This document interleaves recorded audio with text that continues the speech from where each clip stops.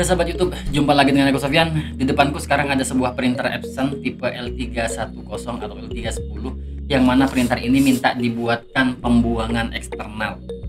Ya, sekaligus di video ini aku membahas apakah memang perlu printer Epson ini dibuatkan pembuangan tinta di luar, dan benar nggak sih setelah dibuatkan pembuangan tinta di luar kemudian printer ini anti reset atau tidak perlu reset lagi ke depannya. Simak video ini sampai selesai ya. Namun buat teman-teman yang baru saja singgah di channelku, please subscribe dan tekan tombol loncengnya ya, agar kalian mendapatkan update video terbaru dariku.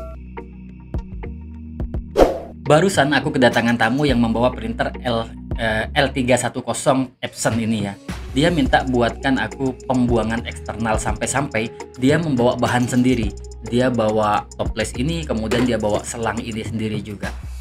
Namun sebelum aku terima pekerjaan itu, aku paparkan terlebih dahulu sama yang memiliki printer Epson ini bahwasanya sebenarnya printer Epson ini tidak perlu menggunakan pembuangan eksternal.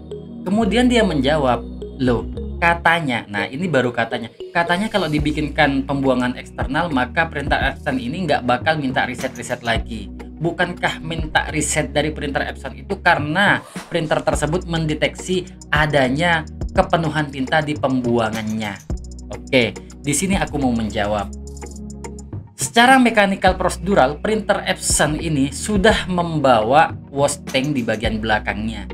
Yang bagaimana metodenya? Sebenarnya pompa pembuangan atau pompa hisap dari head itu yang akhirnya dibuang untuk kotoran atau kelebihan tinta, dia akan dibuang langsung ke pembuangan tersebut. Namun perlu dimengerti, selang pembuangan tersebut terhadap wash tank di bagian belakang itu tidak rapat. Dan kalau ada yang berasumsi dia rapat, kemudian ketika tinta itu penuh, kemudian penuhnya tinta itu menghalangi sensor atau mendeteksi oleh sensor bahwasanya wash tank itu sudah penuh, sehingga printer Epson kita memerintahkan dirinya untuk minta di reset karena terdeteksi tinta penuh. Tidak demikian. Ada jarak space antara selang dengan wash tank bagian bawah. Jadi sebenarnya seperti ini mechanical prosedurnya. Pompa hisap dari printer head yang ada di bagian bawah sini untuk printer Epson ini, dia sebenarnya hanya membuang dari pembuangan headnya itu terhadap wash tank yang ada di bagian belakang.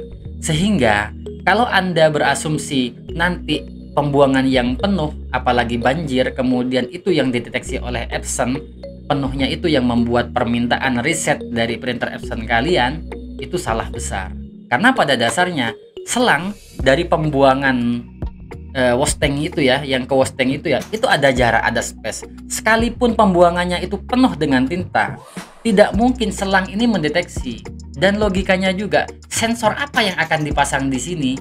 Tidak ada. Kalaupun ada sensor, maka sensornya yang ada di pompa, yang mana nanti akan mendeteksi kalau pompa tersebut ada hambatan, macet, mampet, sehingga pompa tersebut mendeteksi bahwasanya ada suatu penghalang. Entah penghalang itu karena penuh, karena mapet, karena buntu, atau yang lain, sehingga memerintahkan kepada botnya untuk meminta di reset. Namun tidak demikian dengan penuhnya wash tank. Yang ada adalah fuse.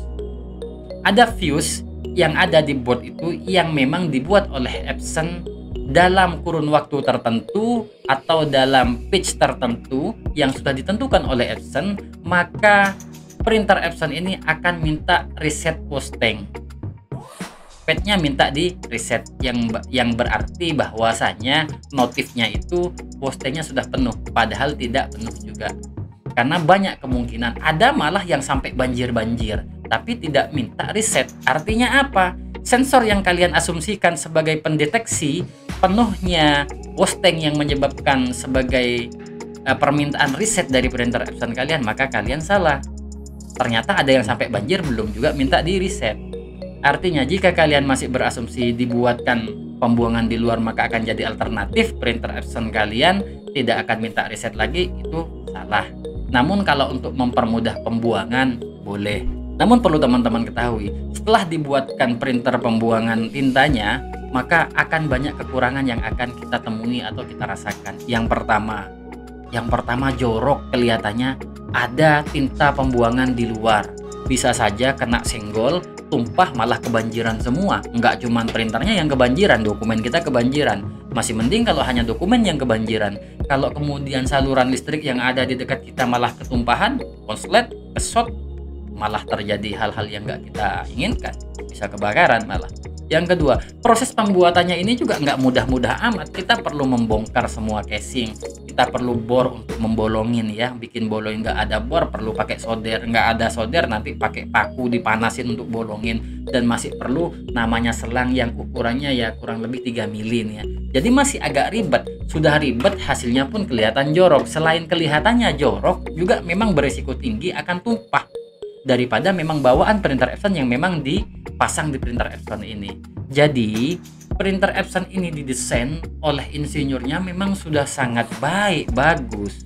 Jadi salah kalau kita berasumsi printer Epson ini harus dibuatkan pembuangan eksternal, karena mohon maaf, otak yang menjadi desainer printer Epson ini juga bukan insinyur kelas rendahan. Pastinya juga sudah berpikir tentang desainnya, estetikanya. Itu sudah beliau berpikir cerdas dan mengamati selalu dari setiap perkembangan dan masukan-masukan yang ada kepada Epson tersebut. Kemudian bagaimana dong kalau printer Epson kita terjadi kepenuhan tinta pembuangannya? Apakah nanti kita harus membuka dan mencuci kalau kita tidak membuat pembuangan eksternal? Ya, intinya seperti ini ya. Printer Epson ini pembuangannya juga bisa dibuka, yaitu di baut bagian belakang yang ada di foto ini ya. Nah, di bagian belakang itu tinggal buka saja, kalian agak merengkan sedikit, kemudian kalian geser, kalian cabut. Seperti halnya di video yang sebelumnya sudah sempat kita bongkar pasang mengenai printer Epson ya. Di situ juga sempat ada bagian caranya membuka pembuangan Epsonnya, pembuangan tinta Epson ya. Jadi solusinya seperti itu.